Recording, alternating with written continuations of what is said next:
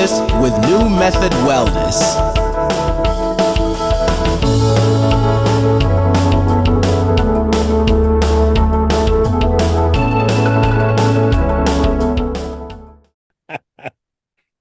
Hello, people in in the world.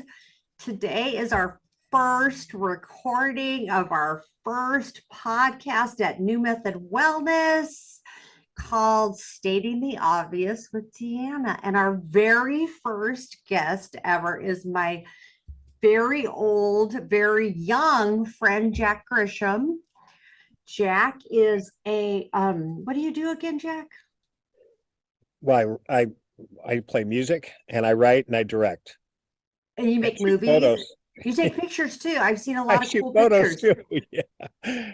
Anything that doesn't involve punching a clock, that's what I specialize in.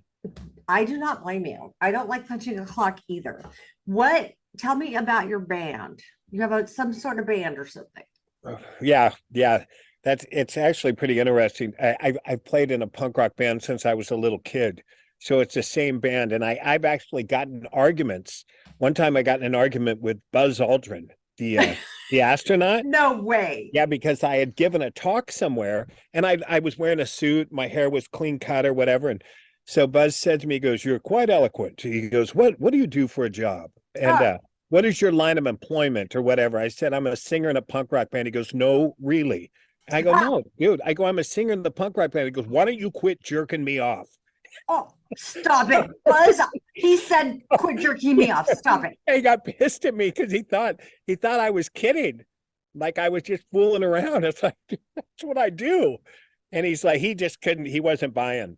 That's the funniest thing ever. Well, we were talking about before we started recording is that so many people know you in your famous way as the lead singer of TSOL. And I am not a punk rock listener. And shut up. And I've known you for a very long time. We like hang in the same circles for a very long time. And I was telling Anna about the time that our children, Chance and Georgia, were about 3 years old.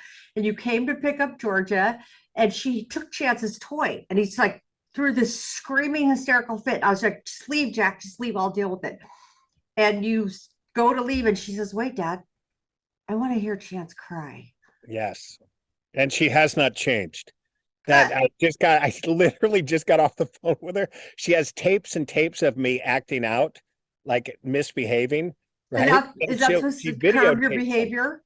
Well, no, it doesn't curb the behavior, but she videotapes them and then threatens me with them. She goes, "Okay, on January something of 19, you did this and this, and I have this on tape. Now we can release this if you want." Like she blackmails me. She constantly blackmails me. Hilarious. Yeah. Well, Chance is always telling his dad, my ex-husband, "Do you want me to tell Mom?" I'm like, why is he still scared of me? Like, I haven't seen him in 20 years. That's funny. It's the psychological edge. So I want to ask you some questions about your life, Mr. Grisham. Okay.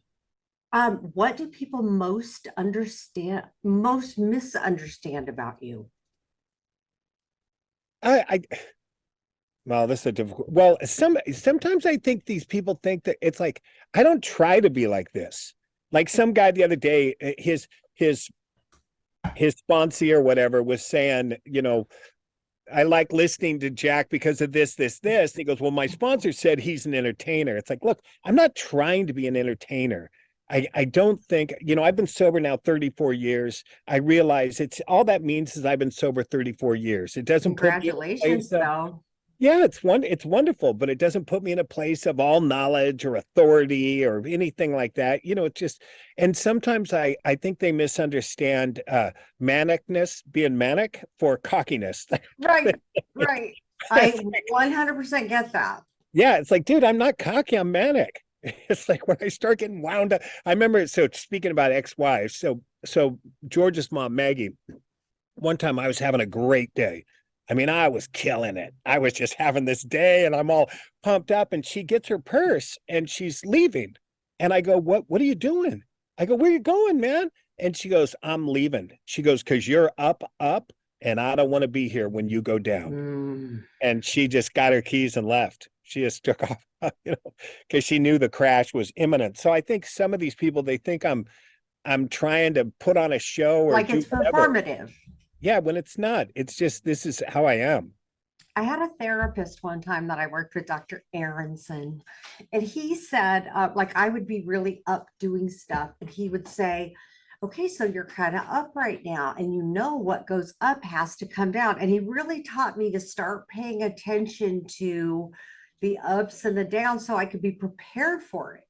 Right. And I'm pretty good at that. Like, so I'm dating a therapist now. So Oh God, don't get me started on this. oh my gosh. So she says the same thing, but I'm pretty good at watching it. Like watching every once in a while, like it gets, I would try to explain it to somebody, like the depressive side of it. And I'd say it really is almost like when you feel sick to your stomach, like it comes on like that. Sometimes it's just like when you feel nauseous. So imagine depression coming on like nausea. It's just all of a sudden it's like, oh my God, it just hit me. I'm down. So I try to watch it, and I do pretty good. It's like acceptance of it, right? I tell my patients all the time, if you can accept that you're depressed, it's going to be a lot easier. Well, that's it. And there's a line, in 12-step literature, there's a line that says we cease fighting anything or anyone. And I added to that when I talked to people, I said, and that includes your emotions, that you don't fight your emotions. You're not fighting sad. You're not fighting happy. You're not now continually sad. Well, okay, you got to do something about that. But the random sadness, random up, random whatever, you just get through it without doing anything. And, it's funny, when I was out drinking and using, I was always sticking something in me, stick something in me, So then I get sober, or what have you. And all of a sudden it's like, oh, I got to work a step, got to get a new guy, got to take a commitment, blah, blah. And then I realized I'm scratching the same itch. Yeah. Now I might be scratching it with positive stuff, but it's the same goddamn itch, So I had to realize sometimes just don't scratch the itch. You don't got to take another commitment. You don't got to work with somebody else. You don't, just be uncomfortable for a little bit. In psychology, we call that distress tolerance. Oh, excellent. And I think that one of the things about today's youth, and especially me, well, when I was youth, I never learned distress tolerance. Right. I never learned to just sit there. And sometimes I'll be like leading a group and it'll get really heavy and uncomfortable. And I stop and I say, everybody notice this. I say, let's just sit in it for a second and see how it feels to just be really shitty for 60 seconds. Right. Well, they say that, one of the definitions of an alcoholic is someone who is unwilling to be uncomfortable for any period of time. Right. Whatsoever. Just, or an addict or whatever, just unwilling to be uncomfortable. Of course. And it was funny. I got, like I said, 30 plus. I'm talking to my buddy who's got 40 plus. Wow. And we were on speakerphone and we're sitting there having this conversation, right? And afterwards, my girlfriend, who's also sober, she goes, oh my God. She goes, I never realized it before, but it's about okay with being uncomfortable, and she, because she's looking at, two guys that got 70 something years between them. And we're talking about being uncomfortable. And, and a lot of people don't realize that it's not about feeling great, that's not life's purpose. But I'm a feel good junkie. That's kind of what got me on a health kick. Oh, I feel better when I eat better. Oh, I'll do that. Oh, right. I feel better when I walk around the block. I'll do that. I'll do anything to feel better. Yes. Even be of service. That's funny. I don't know. Anyway. All right. Moving on. Okay. What is your biggest failure and what did you learn from that experience? Well, I don't think I've ever failed. The one thing sometimes I get into it with people sometimes about I have never made a bad decision in my life. If I'm okay with where I am now, then I can't say that any decision or any failure was ever bad, because it brought me to the point that I'm here at this point, which is an unbelievable life. So maybe one of those failures, if it was a success, I wouldn't be the same guy I am today. so I don't look at anything as a, I mean, nothing is a failure, especially like in the art world or whatever. You got to constantly just try stuff. And a lot of times it doesn't work out, or it doesn't go your way, or it doesn't, but But how the would you know? experience. How would you know Exactly. if you didn't try? Exactly. It's just the experience of doing it, getting your hands. And then the other cool thing, I just finished this movie. God, I'm so excited about that. Yeah, it's fun. It's a really cool movie, but I learned, thank God for programs. Like, thank God for learning this stuff, So uh when stuff goes wrong, or outside of plan, that's my favorite time. Like when stuff doesn't go to plan, because it gets me really excited. I think, oh, well, where is this going to go now? So I'm in the middle of shooting this movie, and everything was planned and worked out, and this, and a whole section of soundtrack dialogue got destroyed, Fuck. got ruined. So I'm thinking, what am I going to do now? What am I going to do now? And it changed the whole trajectory of the movie because of a failure. And that failure led to a better movie than it would have been without the failure. So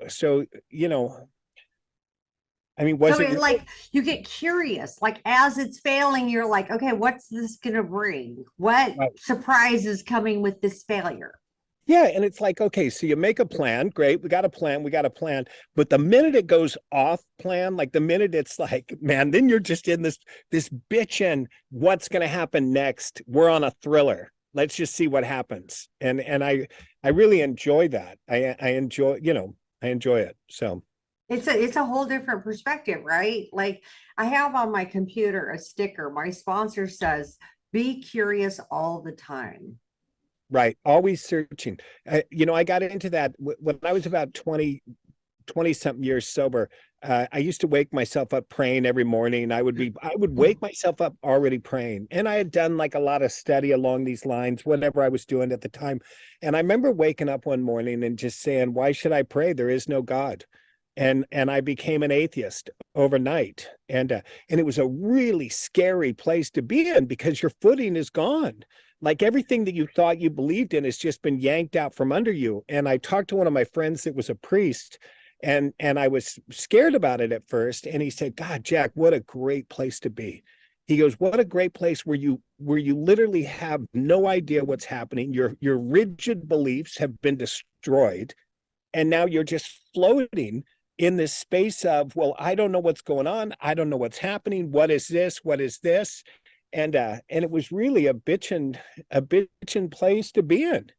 Like it was, and I've come back a little bit from it, but it was interesting. I'll tell you, and where I was going with that is that sometimes the people that say, I know God is this, are just as far off as the guys that say, I know there is not a God. Right.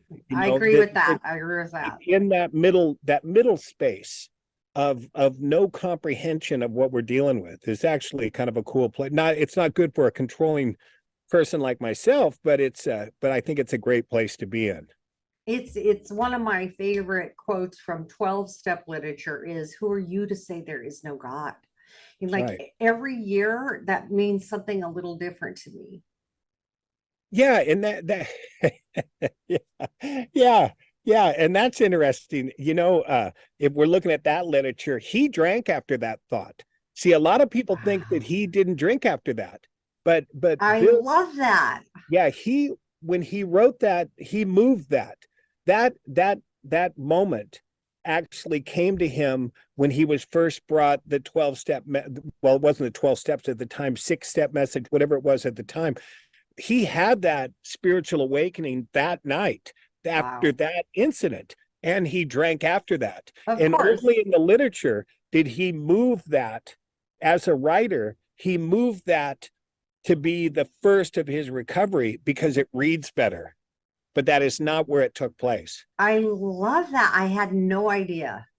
Well, it's, I get, so being an author or whatever, I would always get into it with people. I'd say, look, Bill was writing. He was writing. It's like guys will hang. He goes, well, look how he used Czar of the Heavens here and Father of Light here. And I go, yeah, because he's a writer. You can't just say God, God, God, God, God. I saw God. I talked to God. I walked. It's redundant. As a writer, I talked to the Father of Light, the Czar of the Heavens. This is a writer's tools. So I try to remind people that when they look at that big book and hold it as dogma, that it's like, hey, it's just a book, guy. It's just a book, and he's just writing, and I love that. I always want to say to people, I love that you relate to it and you can understand the feelings and how powerful that is. And that could happen in a lot of different ways. That's right. We don't have the market cornered on a spiritual experience by any. No. I feel like we're the last people to learn it. Like if you see anybody like that's been studying forever, or like, people like are saying it, the Greeks were saying, and I'm like, oh my God, how come like people have been saying it for years? It's right. This is why I can't read self-help anymore.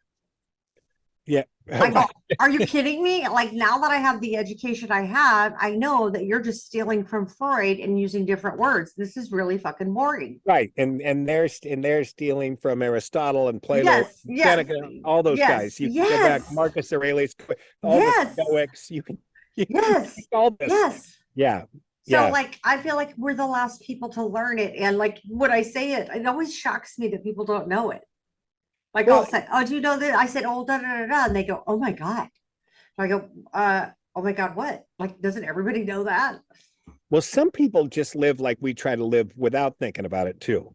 Which is just the right way to live. It's like, hey, why wouldn't you do this? It's almost like, it's funny because sometimes I got a couple thoughts on this. Like when you hear somebody say, I haven't been arrested in 10 years, then a normal person goes, well, I've never been arrested. Right. So it's funny. There is that.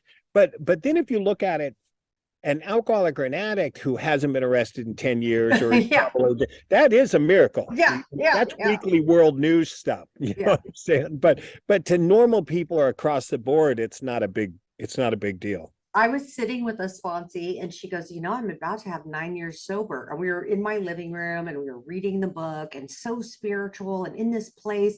And Chance goes, I have 11 years sober. Who cares? Yeah, who gives a shit? He was 11 years old. Yeah. I told somebody, I said, I'm pretty sure Hitler was sober when he rolled through Poland. I mean, what does that mean? It doesn't mean anything, Well, we know that wasn't true. Well, exactly. But meaning, I get it. And then I'm saying we know Hitler was a big meth head. Well, exactly, yes, but he wasn't drinking. That's true. He wasn't.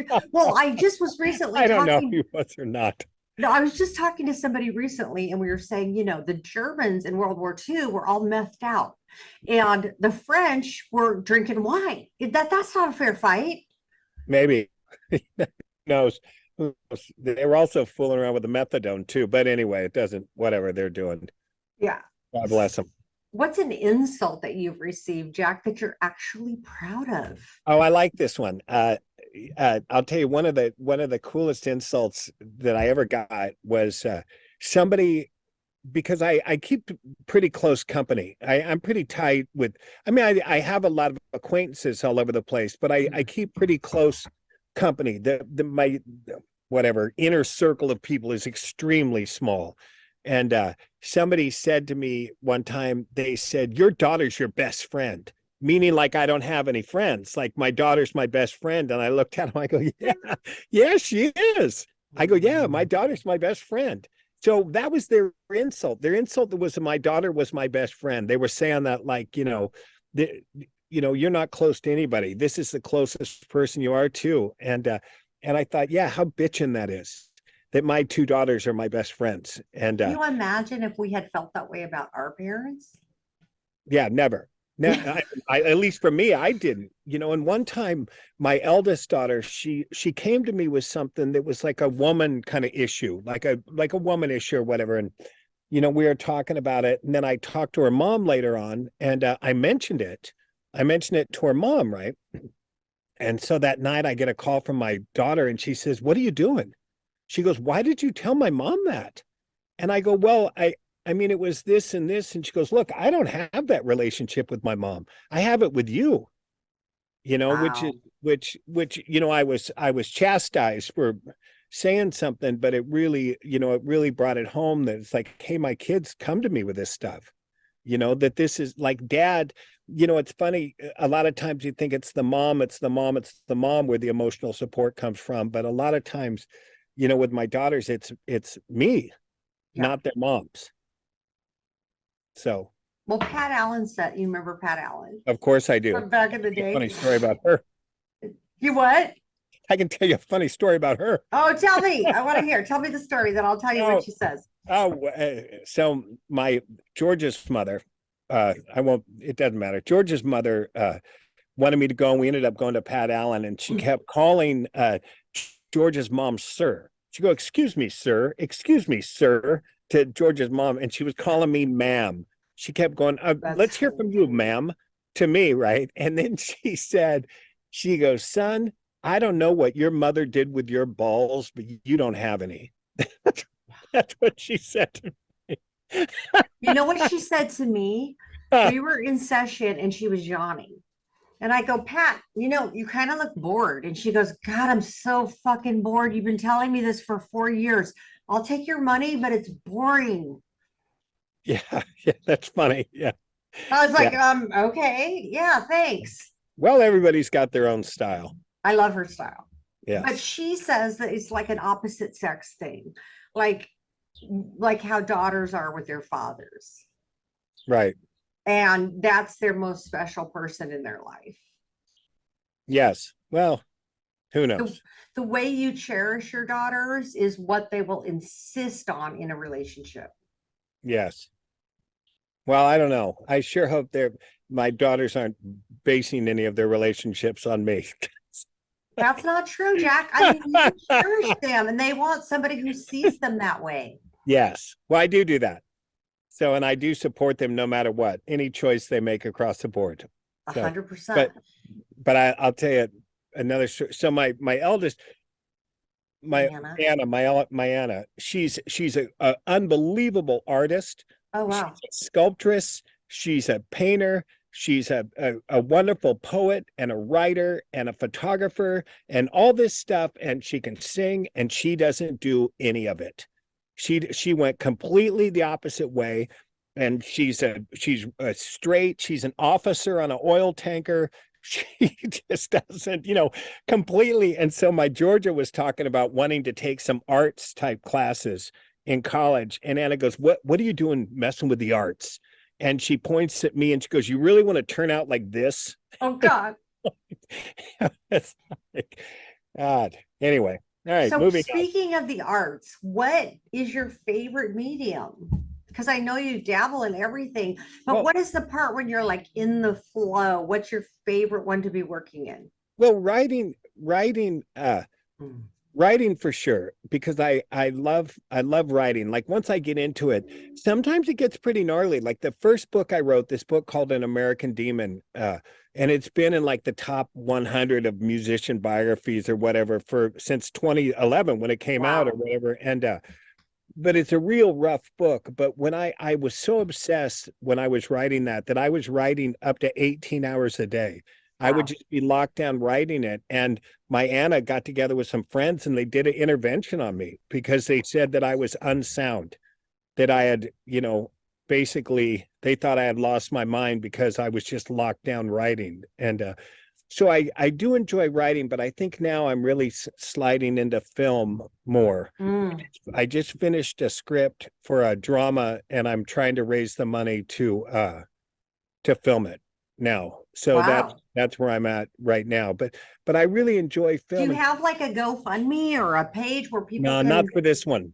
Not for this one. I'm not going to do that. I'm going to find it's not much investors.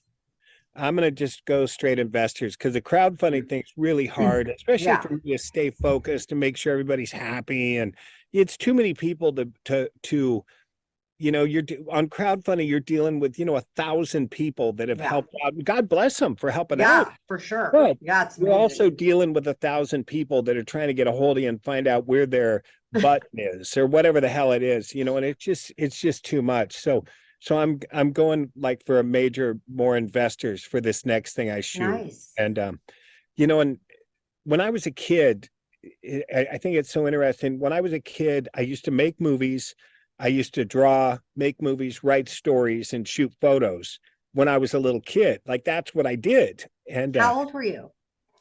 I think I wrote my first play when I was like in third grade. Oh And my then I gosh. stopped all that and just got sidetracked. And now I'm an adult and I do the exact same things that I used to do when I was a little kid. It's the same thing.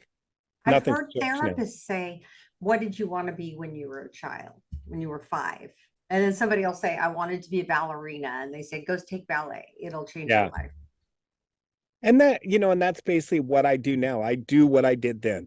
Mhm. Like it just feels so much, like that. I mean, I used to sell stuff to my grandparents. I would sell pieces to my grandma and stuff, and Like pieces that you drew and stuff. yeah, or whatever. Yeah. And it was like, and I was cranking out so much work. It's like Sometimes I Basquiat. feel like that now. It's like, because somebody will go, didn't you just write a book just a couple months ago? It's like, well, yeah, but I just finished this one too. So it's I almost gotta like, stay, keep up, yeah, keep up. You know Basquiat? do I? Do you know who Basquiat is?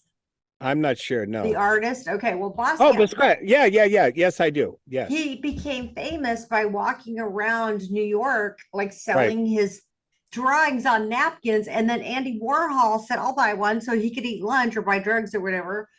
And then Andy Warhol said, I'm going to blow you up. But, he was just walking around going, do you want to give me $10 for this?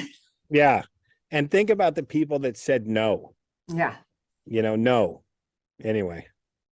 So tell me about the 3 most influential people in your life. Well, I think my oldest sister was probably one of them. She was a hippie. She was, she's 12 years older than me. So she was a hippie. So she brought home a lot of readings and she was so me being like a punk then, she was a hippie like I was a punk. So a lot of it was really far left stuff about riots and civil rights, and she was a fan of Angela Davis and Eldridge Cleaver, and Wow. so That's basically amazing. I grew up studying those guys, Oh studying my Malcolm gosh. X, studying studying all these civil rights issues and That's so everything. cool. So I think she was a big influence on me. One of the other ones was a guy who he was a bass player in a punk rock band. And Who was it? Tell me. Barry. This guy Okay. Barry, in a band called the Plugs, and this was such a small incident that it I just looked at my producer because she's like so excited. well, it didn't mean anything to him. What he did meant nothing to him, but it meant everything to me. So I was at one of the first punk rock shows I ever went to. It was in like a house kind of a place. It was like a warehouse house, whatever. And I opened this door and I was backstage. I guess like how the backstage, there was the band in there, right? And I opened the door. I go, oh, sorry. He goes, oh, don't worry about it, man. Come on in, have a beer. He goes, have Ah, a beer, kid, And it's like, see, before that, in rock and roll, the bands were up here, this pedestal, everyone's bowing down to yes, Zeppelin and all the yes, shit, yes. In punk rock, it wasn't like that. It was like this real shoulder to shoulder. Hey, you're just one of us, and you can make a band too, and nobody cares. And it was this cool atmosphere. And so by him just saying, "Hey, come on in," to me, really influenced the way that I have treated people ever since, especially in the music thing. It's that people are shocked sometimes when it's like, oh, you answer your phone? Yeah, I answer my phone. I can get a hold of you. Oh, you'll get me on the show? Yeah. Oh, I can come backstage? Yeah. Oh, you mean I'm at your house? Yeah. It's like, because it put that thing where it's none of this. So many people are so wrapped up in their identity because of their work or what they do. And I am I'm this. And to me, from that incident with Barry, I never held anything I did in such esteem that it brought me above anyone else. Wow. Like, and even in regards to sobriety or whatever, it's like I still consider myself a newcomer. Yeah. I mean, when we're on the infinite of God, we're talking about the infinite of God. And along that timeline, who is the old timer? On an infinite timeline, really 30, 40, 50, 60, 100 years? It's all baby. Yeah. It's all baby along that timeline. So that one meeting with that person, really, really changed me in the way I look towards, ego, basically. And and so for the third person that was most influential, I think it would have to be what is that? Amalgamon? Is that, what do you call it when it would be a group of the people in the program that have touched me and raised me and basically loved me. Yeah. I was never treated with a heavy hand ever. I hear these guys, they talk about, well, an old time program, there were no nonsense. It's like, look, man, like I said, I've been around 30 plus years. A lot of the first wave of people in the program were still alive. They'd gotten sober in the 40s or whatever. You know what I mean? I was running into these old people and they were nothing but loving to me, nothing but accepting and loving. And, and I remember this one guy told me one time, I'm sitting in a meeting. I got my pajamas on. I got my hair's purple. I'm sitting in a meeting, I'm just hanging out, right? And this old guy walks by me. He goes, all right. He goes, all right. He goes, we need you here, just like that. I go, fuck you, man. Like, get off my back, dude. Leave me alone. He goes, no. He goes, you misunderstand. He goes, we want you here like that. We need you. We've got one of me. We've got one of him. We've got one of her. We need you. He goes, because I'll tell you, son, he goes, I could be up at the podium talking about alcoholism and some young person is going to walk in and go, oh, screw that old man. He goes, you're going to walk up there with your pajamas and your purple hair, and they're going to go, that's my guy. That's my guy. 100%. And from that, like, you can talk about, the common bond in recovery is, the recovery from this or this. That's the common bond. But our strength is in our individuality. That's where the strength lies. There is a tool for every nut that comes in. There's a tool for every nut. I would get into it with people where I'd say, man, if they wanted sheep around here, if they wanted robots, sheep, if they expected this conformity, there was only one story in the back of the big book, not a ton of them. Not a ton of them. They're looking for all sorts of different kinds, shapes, sizes, thoughts, opinions, all of that. I mean, that's what really gives us our strength.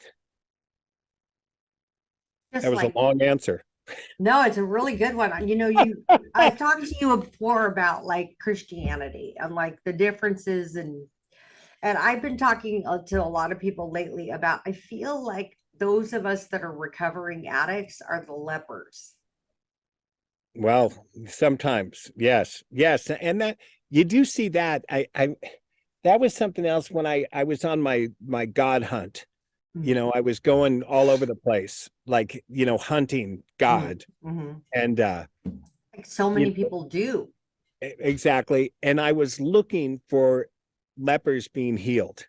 And I remember thinking, hang on a minute, man, because I go to a program and I see lepers every day. And they come in, they're pariahs, cast off from their families, their eyes are dead, they're sick, and they come in and we love them until they can love others. And you watch that light come on, and it's like, hey, I see people healed every day. You guys are talking about thousands of year old scripture, and I saw it yesterday. Yeah. This isn't some guy that just wandered down to the well. I saw a dude get healed yesterday. Yeah. So anyway. I love the term. I belong to a women's group, and we often refer to ourselves as the lepers. Yes, that's very nice. And I love the whole leper thing. And I feel like if Jesus were here today, it would be about the addicts. And when you were saying earlier about your ego and like how punk rock kind of shifted you away from that, I was thinking, do you know who Gabor Mate is? He writes a lot about addiction and recovery. Maybe it sounds a little familiar, but I'm not sure. He wrote a book called In the Realm of Hungry Ghosts. Oh, I've heard of that. Yeah. Okay. So what he says, the number one thing to watch out for in as a psychologist and in recovery is guru worship. Well, I He can tell said you, once you shift over to worshiping a guru, everything's ruined. The whole puzzle doesn't work anymore. well, yes. And I have a spider web on me. Yes, and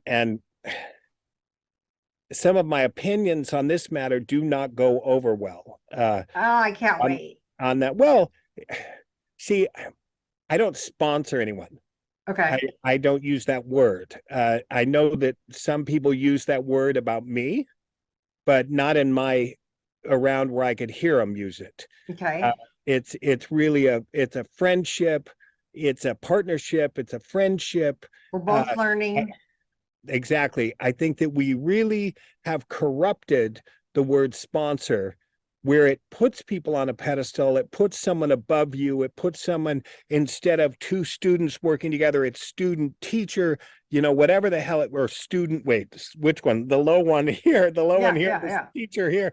And and even back in the 50s, one of the co-founders of 12-Step Recovery wrote an article on this called Fundamentals in Retrospect, where they were already worried about sponsor worship.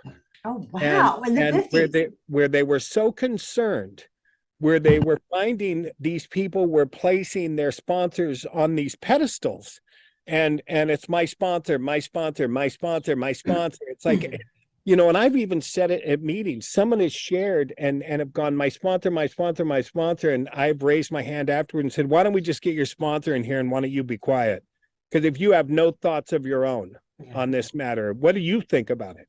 What do you think about sobriety? What do you think about what's happening to you? So I think it's just really dangerous, and it's gotten out of hand. Bad. It's gotten out of hand. I mean, I hear people talk in meetings about how many sponsees they got. I've had people say, my sponsor told me I can't take psychiatric meds. And I always say, what medical school did they go to? When did they graduate from medical school? If they tell you anything, what God are you?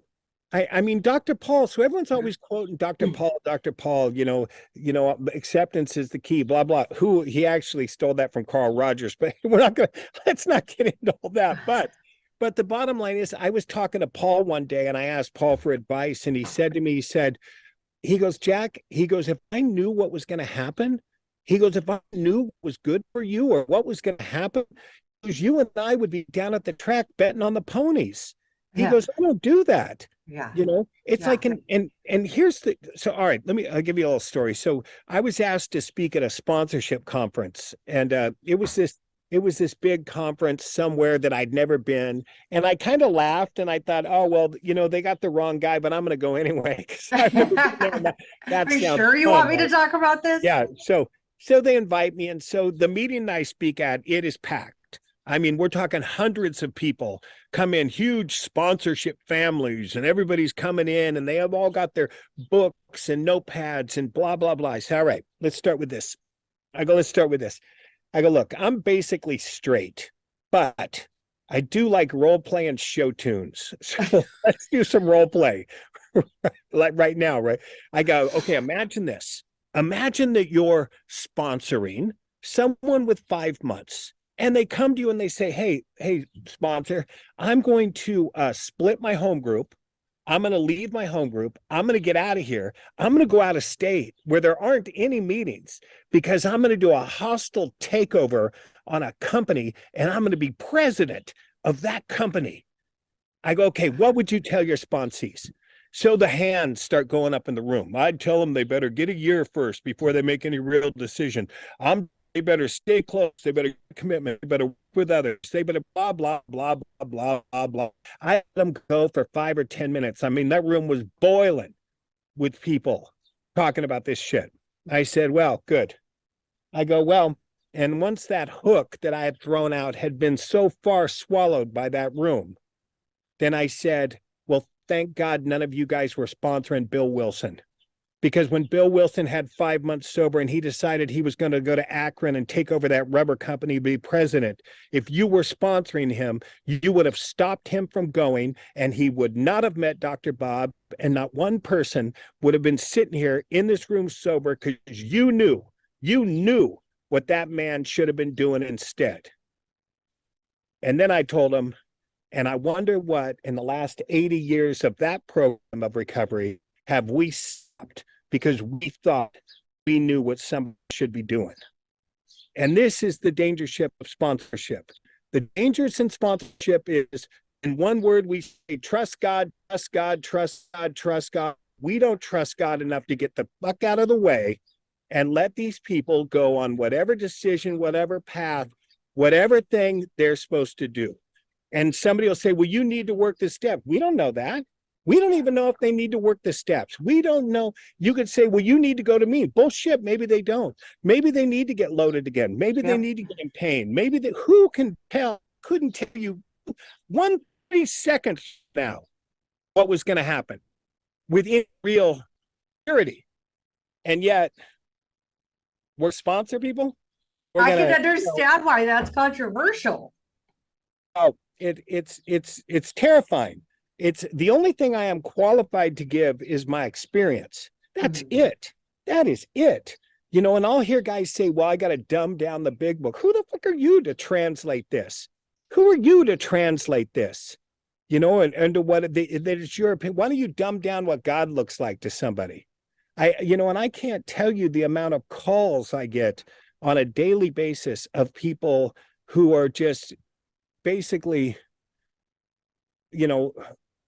just so injured by what their sponsors have said to them or said that they must do or must learn or must come to or whatever, instead of just trusting the process, trusting God. So for me, it's a very rough road, and especially it's delicate. Alcoholic. It's delicate. Yes, and especially for an alcoholic, it's like we shouldn't be in control of goddamn anything.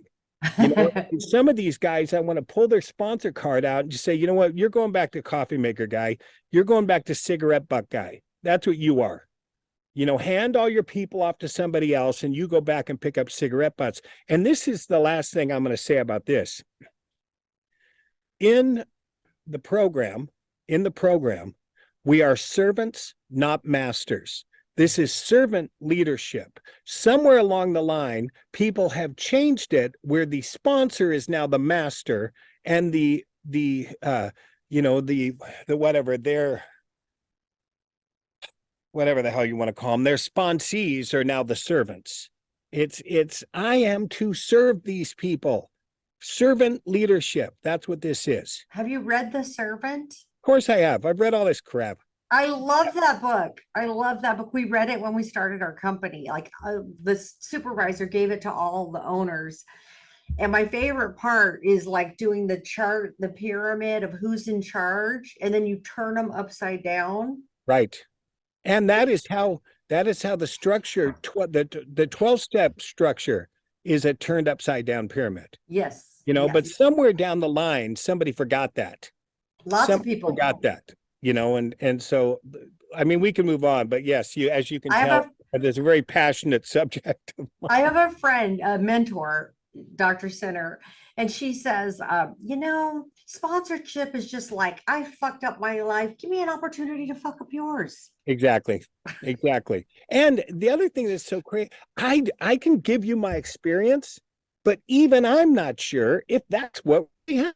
Yes. Ask the other two people that were with me. That's how it went down, and they will all have they'll own a of what went on. Right. I'm not even sure of my experience.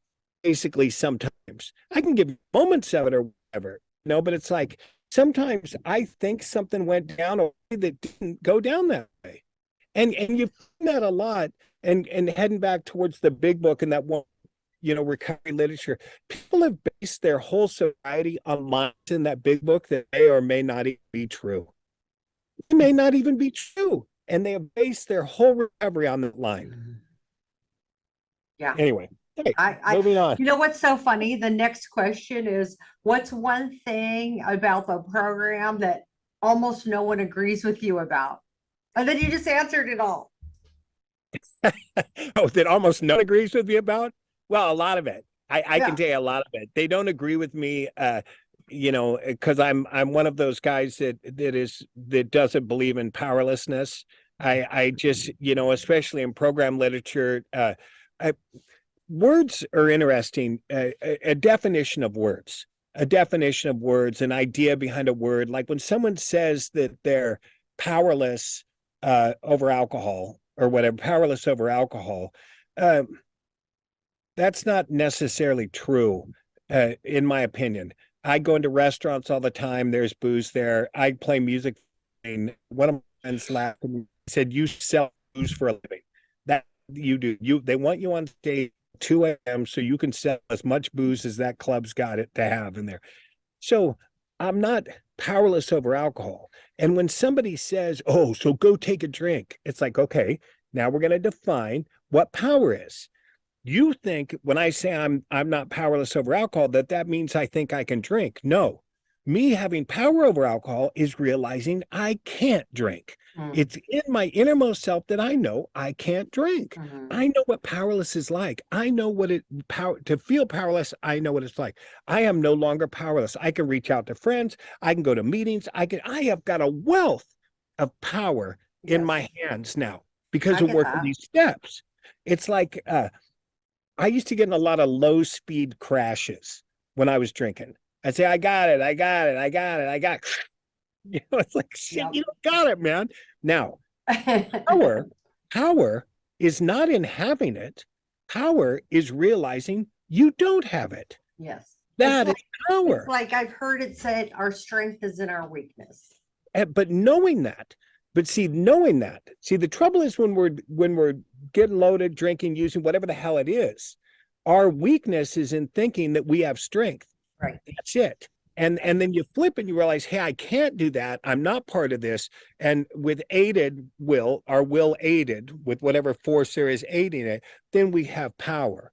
So I know people struggle with that. And lately they've been struggling with me thanking myself for coming out. So, my friend Father Leo, he was making he wasn't really making a joke. He was giving his opinion in a meeting one time, and thankfully, I'm friends with a lot of really fun guys men and women that I really enjoy, and Father Leo was talking about how that we have a big part in what we're doing. Like people will go, God willing, God willing, God. Well, I'm sure God is always willing, but is Jack willing? Is Deanna willing? We know a lot of people that God may be willing for them to be sober, but they don't want to be sober. Yeah. They're not going to do it. They're not going to show up. They're not going to make amends. They're not going to take commitments. So when I'm in a meeting, I thank myself for coming. I Hey, love that. I want to thank you for coming out today. I want to thank you for doing this shit. Sometimes I'll look in the mirror and I say, thank you for making amends to people. Thank you for living a sober life. It's the same as looking in a mirror and saying, I love you. I love you. It's like, I thank myself for doing this shit. Yeah. I've got a great life because God and I have worked at some shit. Not just God. I'm involved. I'm doing it too. So some people, they really, really, because I say, I'm Jack so-and-so, I'm an alcoholic. I love being sober, and I want to thank myself for coming out today. That is so great. I might have to steal that. Yeah, go ahead. It's fun. It's like everyone's like, what the fuck? Like they think, and it's like, look, it's not ego, man. I know it's not just me doing it. I made it, but I want to thank myself for coming out. My first sponsor used to say, people would say to her, thank you, you saved my life, you saved my life. And she'd say, no, it was all God, it was all God, it was all God. And she said, finally, one day she said, I fucking answer this phone all the time. Damn you. I show up, I give them rides, I get them cigarettes. And she said, you know what? So now when people say, thank you for saving my life, she always would say, she died. She'd always say, God and I make a pretty good team. God, that's right. God and her make a good team. It's I not love her alone. that. It's not her alone, but it's not God alone either. Right. Yeah. It's a good team. Yeah. And I say, thank you. Thanks for coming out. Thanks, buddy. Good job. Yeah. Good job. What 3 books would you recommend to the audience? And Well, why? oh, 3 of mine, I'm sure. Of course. Yeah, right away. Buy those first. Hey, wait, I will tell you a funny story about I will tell you a funny story. So I had written this book on recovery called A Principle of Recovery, right? And I wrote it because it was for friends of mine that struggle with God. There it is right there. I Yes. will show And to that's the viewers. yes. So friends of mine struggle with God, and so I just wrote in a book like, hey, look, this is how I've gone through this. I'm just going to tell you how I've gone through this. And which is also interesting is Bill Wilson thought that recovered members should write about their experiences. I have a letter from Bill, and in the letter he says, most people think I'm the only one that should write about this stuff. He goes, but I disagree. That's what he said that, right? So anyway. So I had this friend, he's been sober forever, like ever. He's one of these, old, veterans, Crotchety. Jack, young man, Anyway, so he used to always complain about I his spilled more on my tie. right. He never said that to me, but yes, he has said that to other people. So he was so he used to always complain to me about his son-in-law, right?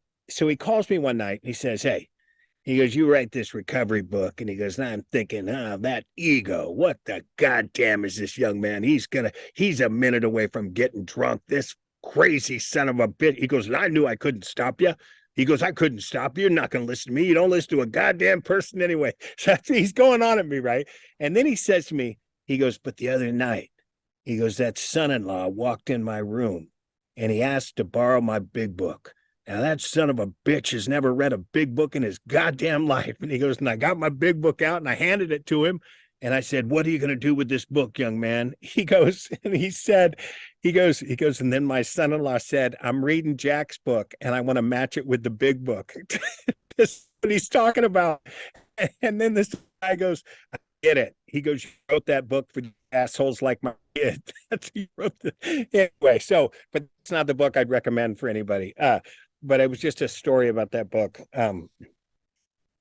I think just reading, for people in recovery, they got to understand that you hear a lot of people say, we're recovery oriented here, whatever, but, they'll hear the such and such approved literature. This is approved literature. Well, there's no disapproved literature. I have to remind people, an old timer once told me, he said, beware the man who only reads one book. Beware that man. I read everything I can get my hands on.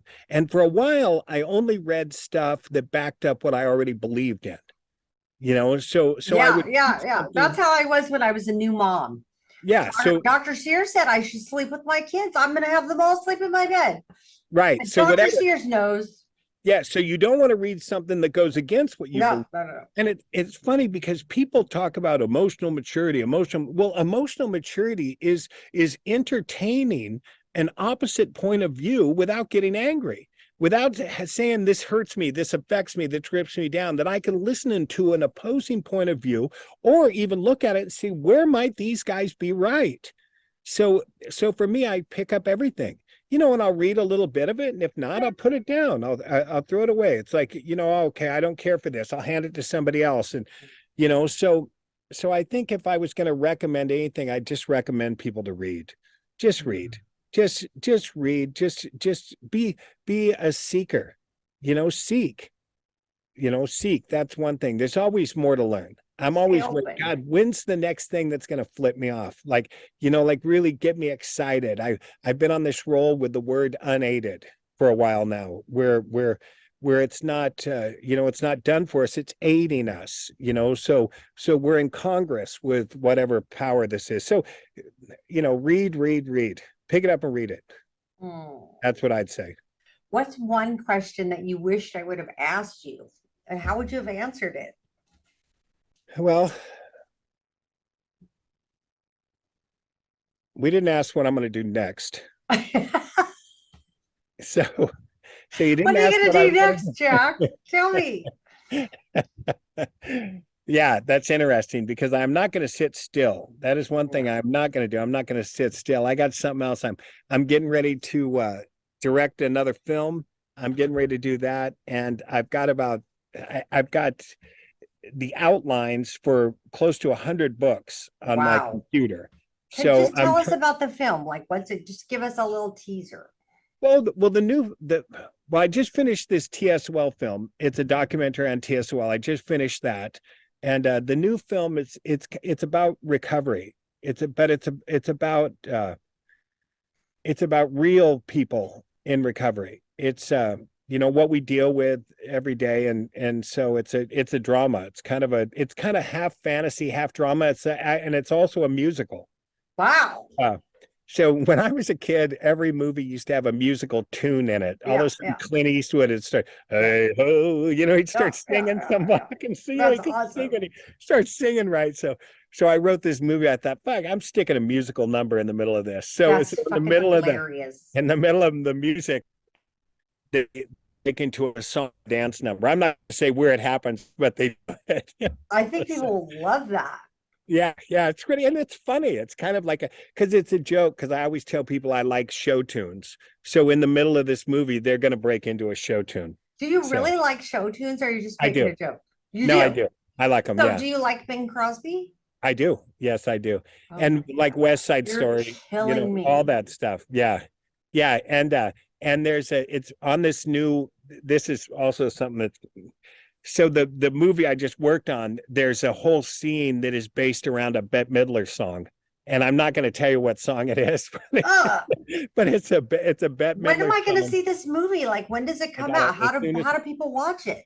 They're not, well, they'll be able to watch it everywhere as soon as I find the investors to get it done. So that's all the movie's waiting for. The script's done, everything's done. It's everyone that's read the script has said, fuck, this is just, this is real. And the cool thing, and the one thing I knew that it was a good script when it was written was it's not one character that someone falls in love with. So I've given the script to everyone that's read it has come back and said, oh, this person is my favorite person. This person is my favorite person. Wow. So meaning that the characters across the board, it just depends on who you identify with, who you feel close to. And what it means is that it's a cast of really strong characters. There was no one as an actor or an actress. There was no one in that film that you wouldn't want to play. They're all strong characters. So my gosh, I can't wait to read. Let me read the script. Send me the script. Yeah, I think I might. I know a guy. I'm going to send him to you later.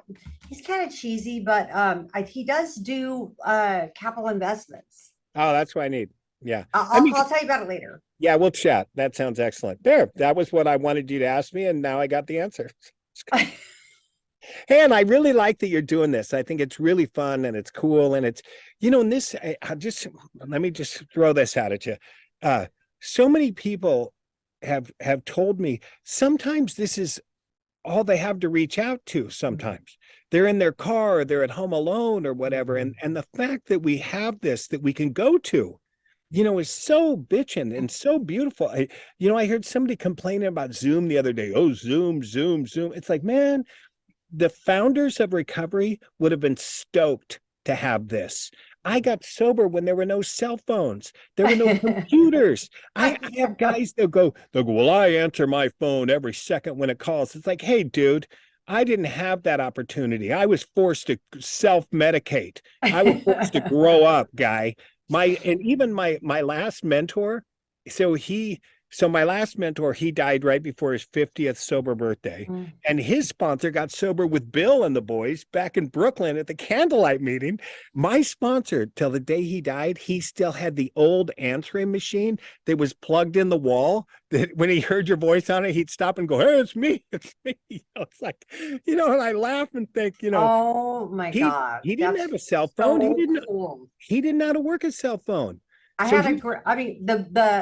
answering machine when I was using, I would I'd turn the volume all the way down, and it'd be like 6 a.m. and my work would be calling because I had the keys to open up, but I quit that job. They just didn't know it yet. And my answering machine would be going click, click, click. And I was like, I can't get the click to stop. I can turn the voice all the way down, but I can't get the click to stop. And I'd be like, oh, the birds are singing. Oh, everything. But that, that's the thing. I mean, so this is what's so cool. Like Zoom, you can reach out anywhere and it's great. But I told people, I tell them all the time, look, when I got sober, there were no cell phones, man. I would be Mhm. I would be overseas trying to call people Yep. on a payphone, try to Yep. get hold of somebody, and even if you take it back to the beginning of recovery programs, there were no phones. Some of these guys didn't even have a goddamn phone, or you'd have to call the operator. You'd call the operator and say, "Hey, can you get a hold of Bill Jones over here?" And they'd go, "Hold on," and they would dial Bill Jones and connect you. It's like, don't give me this fucking bullshit. Anyway, all right. But just losing it. Okay, getting wound up. I'm on the up. I love the wound up. Wound up Yeah, Jack is my favorite. Okay, yeah. so my last question is, unless there's something you want me to know that I haven't said, is where can our listeners find you and like watch you and blah blah blah and Well, experience Jack Grisham? yes, if you want to get books, like if you want to get books to read, you can get those on Amazon, or you can go to the bookstore and say it. But remember to say Jack Grisham, not John Grisham. One time I gave a talk at a bookstore, and there was all these old ladies in there, and this one lady says, she raised her hand. She goes, "Why do you call your work trash? I thought the client was excellent." Oh my So God. Amazon, and I'm on Instagram, Jack Grisham photo on Instagram, and Facebook, all that stuff. And every once in a while I'm fooling around on there, giving talks, screwing I around. love it. Yeah, I watch it a lot. I mean, I went off social media for 40 days for Good. Lent. I don't know if you know this, but Chance is like an insane Catholic. Oh, good. Like crazy. And so he calls me and he goes, "What are you gonna give up for Lent?" I'm like, "What are you talking about?" And like I put them in Catholic school for the Yeah. education, but I had no idea it was gonna take like this. And you know what a good Catholic I am. So he says, "What are you gonna give up for Lent?" And I go, "I don't know, nothing." And he goes, "Mom, blah blah blah blah blah blah blah." So I go, social media.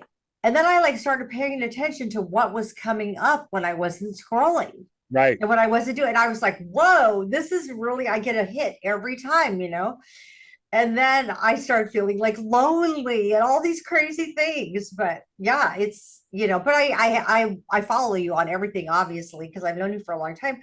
And I love my favorite thing you ever post is you in Georgia in the car. Well, I got in trouble for that. Why? George's mother got mad at me for it. That's my favorite thing ever. And her going, "What the fuck is your problem?" And she's like filming you and going, "Put that down. I'm telling mom about this." And you're just like, no, no, no. It's just, that's my favorite. Cause I mean, Georgia, I love it. Yeah, George and I used to have so much fun on the thing, going on posts together, and she'd do it and she loved doing it. And her mom got mad because there are a lot of crazies out there, and they Yeah, do, that's true. Georgia says they try to friend request her and all Yeah, sorts of no, stuff, you don't and want she that. didn't like it. But on the Catholic thing, so my last mentor, he was I always get mad when people meeting Catholic, which really upsets me because we don't talk about stuff like that in meetings, talk down on anyone's religion, anything like that. And my sponsor was a practicing Catholic, and he used to say the rosary for me every night when I'd tour. He'd say, and I would happen to be in Rome, and I was at the Vatican, and I went to buy him this really cool rosary to bring home for him. And the lady in the store said, "Are you going to have, Father bless this?" Or whatever. I'm like, "What? Where do you do that?" And she goes, "Well, he's going to speak in 15 minutes. He's going to speak." And so I walked into Vatican Square, and I sat in Vatican Square, and the window opened, and Pope Francis came out, and he Oh gave, my God. and I was standing basically like right below the window, and he gave a talk, and he gave an excellent, unbelievable recovery talk about unity. And it would have gone over in any 12-step room. He was talking about, it was a unity and inclusiveness. It was such a beautiful talk. And at the end I held the beads up, and he blessed him, and I gave them to my guys. So anyway, well, I had a Jesuit brother for a spiritual advisor for a long time. So once a week Oh, wow. I would go and we would just sit and talk theory. It was actually really cool. So, but anyway, all right. All Deanna, right. you're the best. You're the best. Thank you so much for showing up and doing this and being of service. You're welcome, and thank you for doing this. So, All right. appreciate I'll it. talk to you soon. Okay. Bye, Bye, everybody. Jack. Bye-bye.